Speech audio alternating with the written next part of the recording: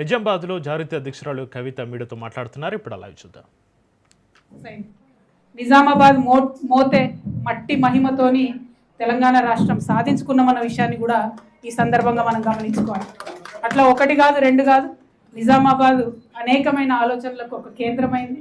ఆ ఆలోచన పుట్టిందే తడవుగా మరి రాష్ట్రమంతా వ్యాపించడం, దేశమంతా వ్యాపించడం, అల్టిమేట్గా ప్రజలకు మంచి జరగడం అన్నటువంటిది ఇక్కడ ప్రధాన ఉద్దేశం. అది జరిగినందుకు చాలా సందర్భాల్లో నిజామాబాద్ బిడ్డలుగా మేము గర్వపడతా ఉంటాం. మరి వాళ్ళ తెలంగాణ రాష్ట్రంలో 12 సంవత్సరాలు రాష్ట్రం సాధించుకున్న తర్వాత రాష్ట్ర ప్రగతి గురించి మనం ఆలోచించుకునేటటువంటి సందర్భంలో ప్రధాన ఉద్దేశాలైనటువంటి నీళ్లు, నిధులు, నియామకాలు కూడా మనం ఇప్పటి వరకు సంపూర్ణంగా సాధించుకోలేకపోయినామన్న విషయాన్ని కూడా పదే పదే మనం చెప్పుకోవడం జరిగింది. అది ఒక పక్కన ఉంటే మరి ఇప్పుడు జరుగుతున్నటువంటి పాలన రాష్ట్రంలో పేపర్ తీసి చూస్తే పొద్దున 2 ప్రధాన వార్తలు చూసినాం మనం. ఒకటి, ఇది మంచి లేదానే, వేరే మైక్ వాడాలా? ఇవాళ 2 ప్రధాన వార్తలు చూసినాం పేపర్లో. ఒకటి బస్సు కాలిపోయిన వార్త. నిన్నగాక మొన్ననే చేవెళ్ళలో బస్సు కాలిపోయినప్పుడు అందరం మొత్తుకున్నాం, ఈ స్లీపర్ కోచ్ బస్సుల్ని మీరు రద్దు చేయండి దయచేసి అని కోరుకున్నాం. కానీ ప్రభుత్వానికి ఏమాత్రం పట్టలేదు. మళ్ళీ ఒక బస్సు కాలిపోయింది. ఇప్పుడు 14 మంది ఇవాళ చనిపోయినటువంటి పరిస్థితి. అదేవిధంగా ఓకేనా, దూరం ఉంటే మంచిగా వస్తుంది అదే ఓకేనా. అట్లనే ఇంకొక వార్త చూసిన, మీరు అందరు కూడా చూసి ఉంటారు, ప్రధాన పత్రికలో ఇంకొక వార్త చూసిన నేను. భువనగిరిలో ఒక చిన్న పిల్లగాని కనుగుడ్లు ఒక కుక్క తీసేసుకపోయింది. కుక్క చిన్న పిల్లగాని కనుగుడ్లు వీక్కపోయింది. అంటే ఎటువంటి పరిపాలనలో ఉన్నాం మనం అనేటటువంటిది తెలంగాణ ప్రజలు ఆలోచించుకోవాలి.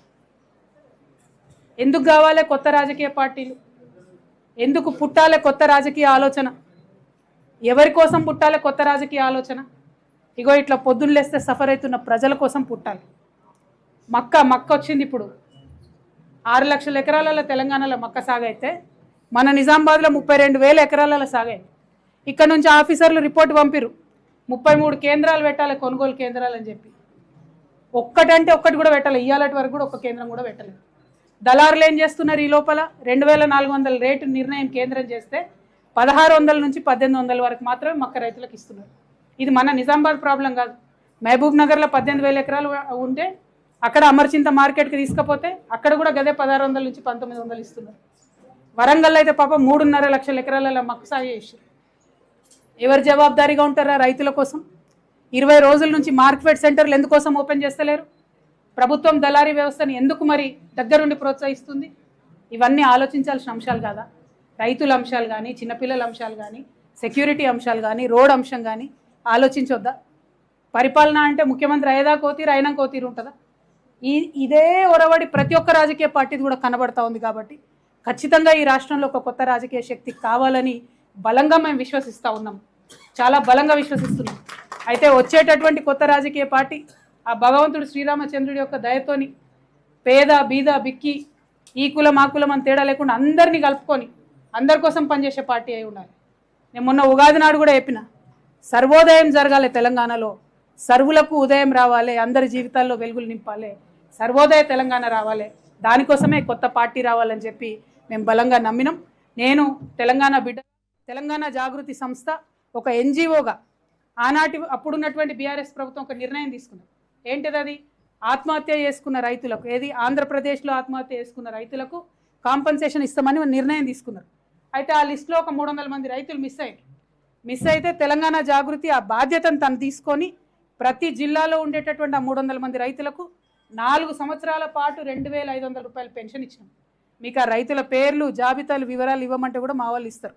అంటే ఉట్టుటి గీయలే నేను, మా కార్యకర్తలు వాళ్ళ ఇంటికి పోవాలి, మాట్లాడాలి, వాళ్ళ పరిస్థితి ఎట్లుందో తెలుసుకోవాలి, అప్పుడే 2,500 పెన్షన్ ఇవ్వాలి. ఇది తెలంగాణ రాష్ట్రం వచ్చినాక 2014 to 18 మేము చేసిన పని గురించి నేను చెప్తున్నా, ఉట్టి పనులు చెప్పట్లేదు నేను. అట్లా ఒకటి కాదు, రెండు కాదు, అనేకం పనులున్నాయి. రాష్ట్రం రాకముందు పనిచేసినాం, రాష్ట్రం వచ్చినాక పనిచేసినాం, బీఆర్ఎస్ గవర్నమెంట్ ఉన్నప్పుడు పనిచేసినాం, బీఆర్ఎస్ గవర్నమెంట్ లేనప్పుడు కూడా పనిచేసినాం. నిన్నగాక మొన్న ఖమ్మం వెలుగుమెట్లలో ప్రత్యేకంగా ఈ రాష్ట్రంలో కొత్త తరహా ఒక రాజకీయ శక్తి రావాలని చెప్పి, కొత్త తరహా రాజకీయ కాంబినేషన్లు రావాలని చెప్పి, అన్ని రకాలుగా పనిచేస్తున్నటువంటి అనేక సంస్థలను కలుపుకోవాలని చెప్పి ధర్మ సమాజ్ పార్టీని కలుపుకొని వెలుగుమట్లలో చేసినటువంటి ఉద్యమం మీ అందరికి కూడా తెలిసిందే. అల్టిమేట్గా రిజల్ట్ తీసుకొచ్చినాం. పేద ప్రజలకు న్యాయం చేసినాం. అంటే మీకు ఎందుకు ఈ మాట చెప్తా ఉన్నా అంటే, ఒక శక్తి కలిగినటువంటి సంస్థ, నిజంగా మనసులో ప్రజలకు మంచి జరగాలని కోరుకునేటటువంటి వ్యక్తులు, అటువంటి శక్తులు ఈ రాష్ట్రానికి అవసరం. కాబట్టి ఖచ్చితంగా పొలిటికల్ పార్టీ పెడతా ఉన్నాం. ఈరోజు శ్రీరామనవమి మంచి రోజు కాబట్టి మీ అందరికీ ఈ మాట చెప్పాలని చెప్పి, అది కూడా నిజామాబాద్ గడ్డ నుంచే మా సొంత ఊరు నుండే చెప్పాలని మిమ్మల్ని అందరికీ కూడా రిక్వెస్ట్ చేయడం జరిగింది.